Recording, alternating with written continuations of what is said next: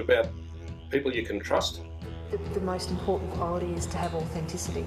Just don't get respect, you got to earn it, I think. Communication is also a really critical part of leadership. A good leader, in my view, is someone that their actions speak louder than their words. Leadership is about having strength to lead by example. You've got to be respectful. Can't do it without respect. And when you see it in someone, you know what it is.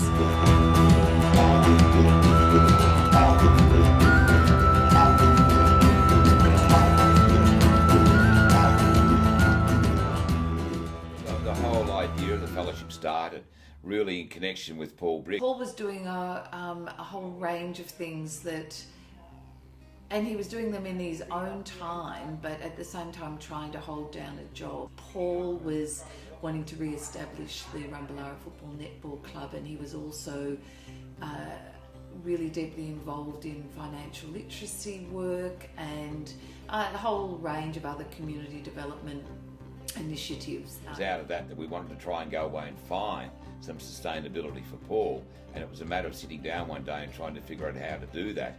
And from that discussion, then that's what grew then into the Fellowship for Indigenous Leadership. I met with different people who'd come together to do the fellowship, to run it, well-meaning white fellas, they call themselves, with a commitment to getting behind Indigenous leaders and saying, how can we help you? One of the things that we agreed about was that we didn't want it to be bogged down in red tape. So Paul was the first one, and then once we saw the success of how this could work, we then went, well, there's obviously other leaders out there as well that could do with this type of support. So we called for applications about halfway through Paul's 5-year term for a second fellow. At the time we received some amazing applications and nominations, and decided to not only appoint the second fellow, who was Daphne Yaram, but also to start the other aspect of the fellowship program, which was the Emerging Leader Awards. I would not honestly have the opportunities to do the things that I've done without the fellowship. I think it has helped shape me to be the person I've become. It has allowed me to touch so many people's lives. It provided me the opportunity to have a look at the world in Canada and go and visit First Nation places. I have extended friends who are fellows, and they are all doing wonderful work, so they inspire me. Fellowship has given me some resource and support to do stuff that I can't do as part of my day job. I'd like to be known to have made a significant contribution to improved health, improved educational opportunities for Aboriginal and Torres Strait Islander people, and to have done so in a way that's ethical and with cultural respect. With friends and relations, but now I'm clearing the page. Yeah, I will.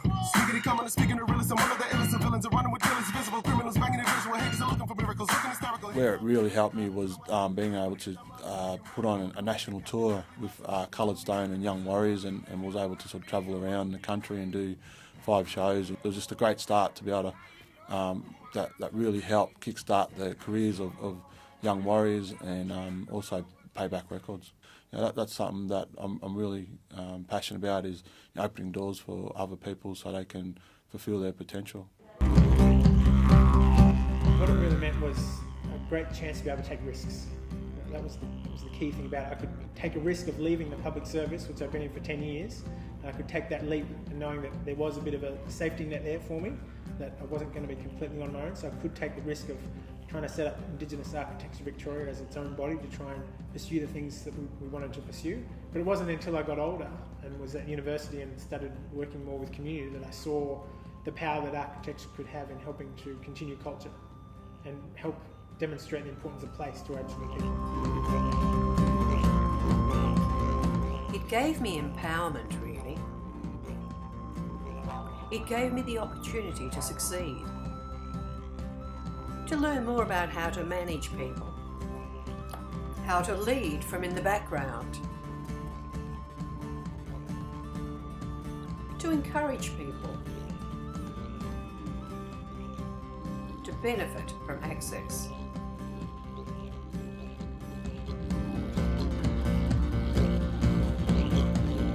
The focus of my work under the fellowship was to raise awareness, firstly, of mental health, in particular in the Aboriginal community, that whole concept of intergenerational trauma, the impact of generations and the historical impact for Aboriginal people since colonisation. As I've begun to study it, I've begun to see those patterns of how our community's actually been impacted. The fellowships provide a fantastic support and encouragement, and has given me the confidence in my family to inspire my family members and motivate them. They've just been really fantastic in supporting me and strengthening my skills and knowledge to enable me to help my community. I've been involved in a lot of gatherings and mainly bringing people together. I think the most satisfying part of what I do is the individual yarns that I have with young people and women particularly, that I wouldn't record down in any sort of formal way. I think just the conversations that I have about people's well-being and is the background stuff that is so important and that people don't take the time to do. For me, I'm very lucky because I'm able to work with the young ones, I'm working with older ones, and I'm working with the judicial system as well. And I'm hoping to make changes right across the board. Yeah. If I don't make it, I don't make it, but at least I'm going to go down trying. I could see the possibilities of what the KGI could do and what we as Aboriginal people could create. It was a blank canvas and it was a massive undertaking. For the first few years it was a lot of work, and it continues to be, but it's a really unique opportunity. Different people have different views on what leadership is, and it's from my perspective, it's really important for people to live lives that they're proud of. I think what the fellowship has done is provided me with an opportunity to spend time with other Aboriginal leaders like Uncle Paul Briggs and Daff and Trevor and a number of fellows that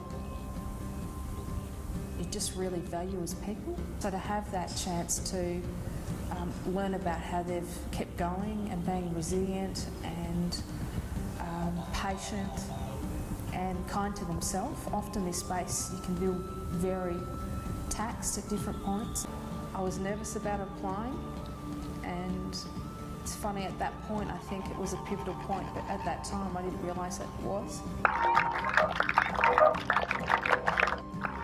I'd like to think that the legacy of my leadership, or my role that I've played with inside my family and in my community and around, is that it's actually building a platform for the next wave of young people to work from, and that young people feel that that's been a great contribution to enable them to take on the mantle of leadership, and that are strong enough to do that.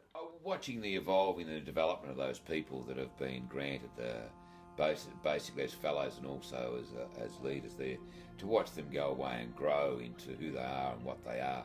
They're always very impressive people before we had anything to do with them, but what this has allowed them to do is to even grow further as people as well, forgetting about the work that they've done, which has been exceptional, by the way. The work that they've done within community has just been simply exceptional and would not have occurred in many instances without the type of grants that they're able to get from people like us. And I think that, yes, one of the real markers has been to be able to invest in people so they can just get on and do what they want and need to be able to do.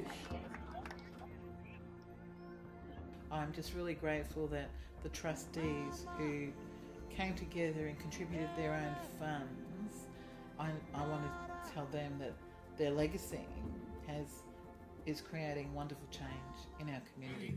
Standing strong, you gotta let them push me or push me away.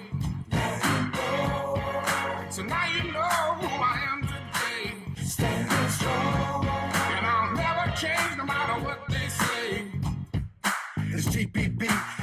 on me, rapping the NT streets, down the VIC, rapping it rapidly, attacking all the hip-hop beats. See what happens when you see Indigenous MCs rock across the nation, hoping to get overseas, cause it's more than just a dream, plus we do this for our people, defeat for all the evil that we see every day, hoping that the sun shines so we can see better days. Who's that there? Aboriginal, cool like yeah, on the microphone, fly like a spear, with them flows, sound smooth, sound slick, out the stereo, I'm a gun baby, I hold it down like a boss to represent baby, to